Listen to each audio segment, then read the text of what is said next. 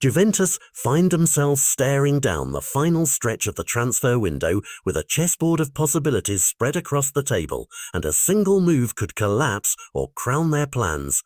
Right now they are reportedly waiting on Crystal Palace to make an official bid for Lloyd Kelly, a development that would force the old lady into an immediate defensive rewrite and send shockwaves across both Serie A and the Premier League. The picture is simple in shape but messy at the edges. Kelly has trained with the squad, has minutes under his belt in pre-season, and yet a well-timed offer from Palace could persuade Juventus to open the door, not because they want to sell, but because the phone that rings in the next hour might buy them breathing room, balance the books, or unlock a better strategic piece. Behind the scenes, the club's hierarchy has already sketched contingencies, and at the top of that shortlist sits Jakub Kiwior, the Arsenal man whose positional flexibility has made him a tempting fix for a team that needs both solidity and ball-playing composure from the middle. The replacement narrative is where things get combustible. Kiwior brings a different profile to Turin, a younger, more mobile presence who can slip into wider or central roles. Yet he is attracting attention from other suitors too, notably Porto, and that competition could force a bidding dance that compresses the window into a few high-stakes hours. Every transfer window has its fulcrum, and Juventus seems poised to pivot on one formal offer landing on a desk, accept or rebuff, and the dominoes fall. If Palace formalise their interest in Kelly, it might prompt Juventus to accelerate a move for Kiwior.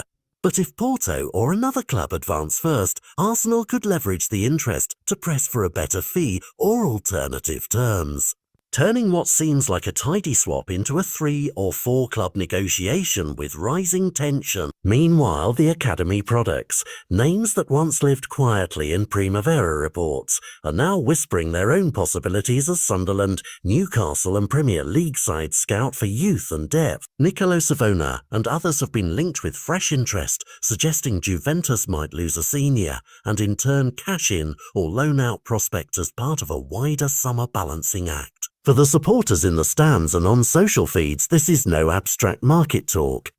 A Kelly exit reshapes matchday selections. A Kiwior arrival changes how the team builds out from the back. And even a Savona departure hints at a longer-term reset of the club's talent pipeline. The human element is never far away either. Players weigh family moves, coaching fit, and the promise of minutes. Agents time their whisper campaigns. Sporting directors juggle FFP optics and the manager's tactical blueprint. All of that makes this not just a piece of transfer gossip, but a potential inflection point for Juventus' season. Keep Kelly, retain continuity and depth. Sell Kelly, bring in Kiwior and rewire how the defence operates, lose Savona and adjust the youth equation. There is a cinematic quality to the waiting. Phone screens buzzing late, figures pacing club corridors, documents shuffled for signatures, and every minute closer to the deadline thickens the drama. Whatever unfolds, one late bid could trigger more than a single swap. It could set off a chain reaction across clubs, one where a single formal offer lights a fuse that spreads from Turin to London and perhaps to Porto as well. Fans will look back at this moment and debate whether Juventus played the market cleverly or provocatively, but for now the story is live.